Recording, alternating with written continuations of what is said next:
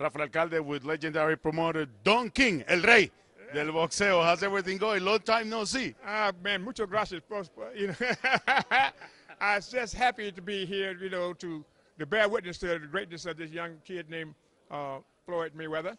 And it's going to be a great show that's coming up on Saturday night. And I'm looking forward to it with great anticipation. I think it's going to be something good, but I want Floyd to, when he gets through it, unless Berto scores upset, I want him to give an opportunity to Amir Khan and give it to the people so that he would then become a people's champion, because Floyd Mayweather undoubtedly is the best fighter in the world. You have seen, Don, so many fighters, so many legendary fighters. Where does Floyd Mayweather rank among all the ones that you have had the luxury to witness? Well, what it is, first of all, let me have to give you the number one in my estimation, because you can equate the rest of them on a sort of a level playing field. Muhammad Ali is the greatest of all times because you can't make up for the 4 years that he was out at the height of his career, not at the beginning or the end. You know what I mean? At the height of his career, you know, he stood up for the people and their rights, for the people that are small, and he gave up millions of dollars that he could have put in his pocket, and he said he forego that for standing up for the rights that they are. So therefore, what he did, no one else can do, because he opened the door for them to come in.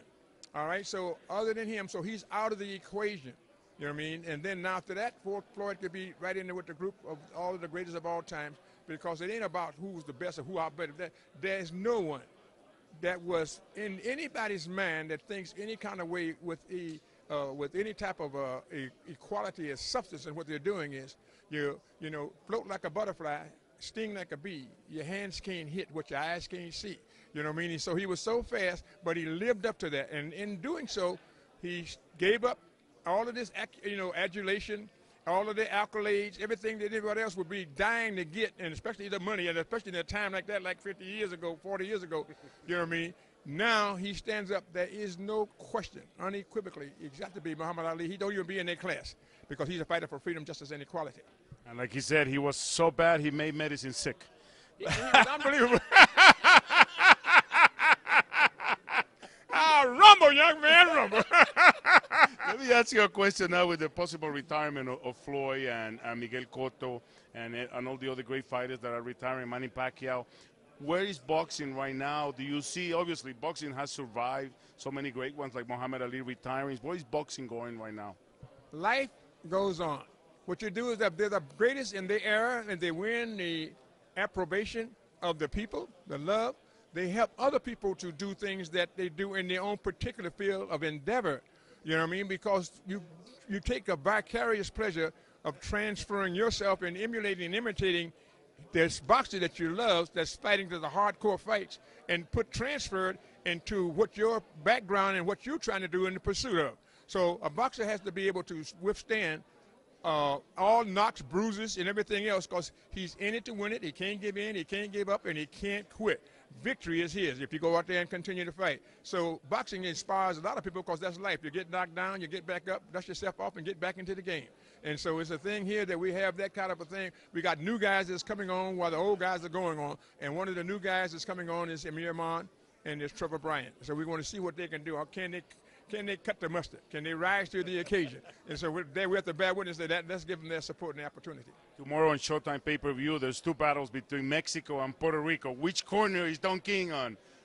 I'm in the people's corner. Viva Puerto Rico! Viva Mexico! And with Mexico, you know, my dear friend, the late, great Jose Suleiman, we would talk about the history of Mexico. Fighting has been the history. When the priest, Hidalgo, said, Mexicanos, Viva Mexico. And they broke away from Spain, you know what I mean, looking for their independence. You know, and then you have them all that have came down the line, and, you know, they would make things happen. Juan Benitez Juarez, you know what I mean? You got those guys, El Blanco. Every one of them that came in to be able to fight, Porfirio, you know what I mean? So you got a history of Mexico climbing the ladder, you know, of success, taking the knocks boost, and anything that would come up to be there to fight. So mi casa su casa. They give me a birth certificate in Mexico, and they named the arena in Texcoco, the Coliseum, after me. So you know that is my home. You know what I mean? So I'm just proud, privileged, and honored to have an opportunity to be standing with Mexico, and that makes me feel good. And naturally, with Tito Trinidad coming out of Puerto Rico, he is mi hijo, you know what I mean? So we got to be able to deal with that. So that shows you how we can come together in familias and say, love, muchas gracias por su apoyo al pueblo. Yes, I will make it happen, man.